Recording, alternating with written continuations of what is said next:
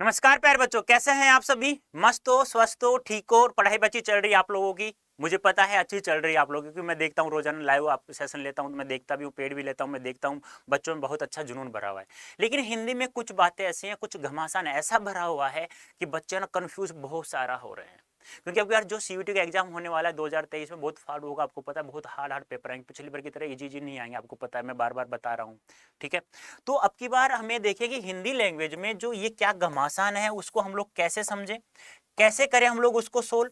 तो इसको सोल्व करने के लिए मैं कुछ शब्द लेकर आया हूं और उस घमासान को कैसे हम लोग सोल्व करें, एक एक शब्द में क्या क्या छिपा है, कितना छिपा हुआ है, उसको कैसे हम लोग हल करेंगे, एग्जाम में आ गया तो कैसे हम लोग हल करेंगे। डरना नहीं है, जब तक आपके राजेंद्र सर है तो आपको बिल्कुल भी नहीं डरना है, हिंदी विषय में तो बिल्कुल भी नहीं डरना है। ठीक है, देखो जैसे कि मान लो आ गया ऊर्ध्वाधर, ये शब्द आ गया, मान लो क्या आ गया, ऊर्ध्वाधर। देखो इस शब्द में ना बहुत सारे क्वेश्चन छिपे हुए होते हैं। पहला क्वेश्चन तो ये आ गया कि ऊर्ध्वाधर किसे कहते हैं, किसे कहते हैं, यानी कि कहने का तात्पर्य क्या है, किसे कहते हैं, मतलब क्या आ गया कि आपसे पूछ ले वाक्यांश के लिए सार्थक शब्द में पूछ लिया जाए, वाक्यांश के लिए सार्थक शब्द, वाक्यांश के लिए सार्थक शब्द।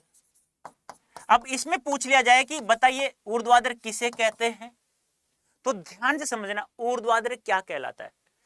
पृथ्वी का ऊंचा नीचा स्थान, जिसे हम लोग उबड़ खाबड़ कहते हैं, क्या कहते हैं, उबड़ खाबड़ स्थान। उबड़ यानी ऊंचा, उबड़ सॉरी, उबड़, उबड़ यानी नीचा, उबड़ यानी ऊंचा, ऊंचा, और खाबड़ यानी नीचा। अब कैसे समझ में आया ये? अब देखो एक क्वेश्चन तो ये आ गया, दूसरा इसमें आएगा कि इसमें संधि बताओ कौन सी होगी, संधि विच्छेद क्या होगा, तो संधि क्या होगी, ऊर्ध्व धन अधर, ऊर्ध्व धन अधर। यहां संधि कौन सी होगी, एक के साथ में एक का मेल होगा तो कौन संधि होगी, दीर्घ स्वर संधि।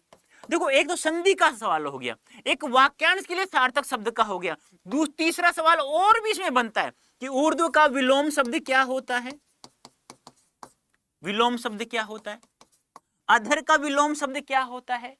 आपसे पूछ लिया था ऊर्ध्व का अर्थ क्या होता है, तो ध्यान रखना ऊर्ध्व का अर्थ क्या होता है, बताइए मुझे, ऊंचा। अधर का अर्थ क्या होता है, नीचा। अधर का अर्थ होठ भी होता है, तो ऊंचे का नीचा विलोम हो गया, तो ऊर्ध्व का क्या हो गया, अधर। और बहुत सारे बच्चों को तो इस शब्द को पढ़ना ही नहीं आता, पता नहीं क्या कहते हैं, ऊर्ध्वाधर। अरे नहीं बेटा, ये जो रे होता है ना, जिसके ऊपर लगता है ना, उससे पहले, यानी कि रे ऊपर कब जाता है, जब रे शवर रहित तो होता है, उससे पहले शवर आ जाता है, तो ये रे है ना, उसके बाद वाले वर्ण के ऊपर चला जाता है। तो रे कहां आ रहा है, ये ऐसे पढ़ा जाएगा, ऐसे ऊ, उसके बाद रे, फिर ध, फिर वा, फिर ध और फिर रे। अब पढ़ो इसे, ऊर्ध्वाधर होता है ये, ऊर्ध्वाधर नहीं होता है। समझना है ना, कितना अच्छा शब्द है ये।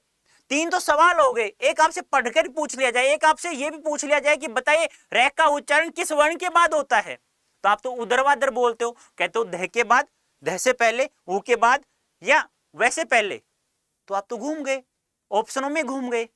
तो कितना घमासान है भाई, कितना घमासान है। ऐसे ही देखो ऊहापोह है, कितना घमासान है, क्या कहोगे आप लोग, ऊहापोह किसे कहते हैं, ऊहापोह को कहा जाता है असमंजस की स्थिति, यानी वाक्यांश के लिए सार्थक शब्द पूछा जाए, असमंजस की स्थिति को क्या कहा जाता है, किस नाम से जाना जाता है भाई, ऊहापोह के नाम से जाना जाता है। यह कार्य करूं या नहीं करूं, करूं या नहीं करूं, ऐसे आपसे बहुत सारे सवाल पूछे जाते हैं।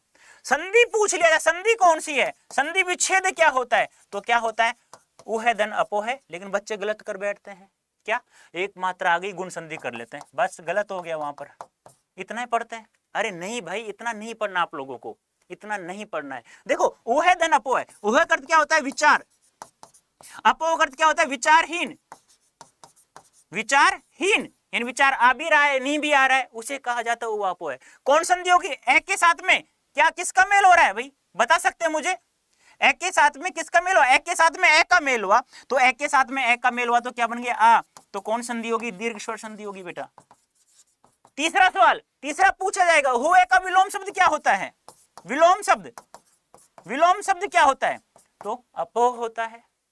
कितना घमासान है, कितना पूछा जाता है यार, एक ही शब्द में इतने सारे सवाल आ जाते हैं।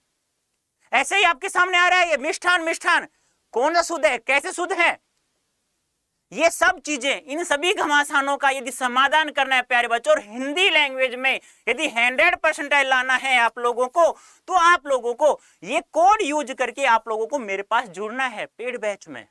ऐसे बहुत सारे शब्द हैं, एक नहीं है, बहुत सारे शब्द हैं यार, कितने शब्द, बहुत सारे हैं, लेकिन चुटकियों में लाना खेल होता है एक।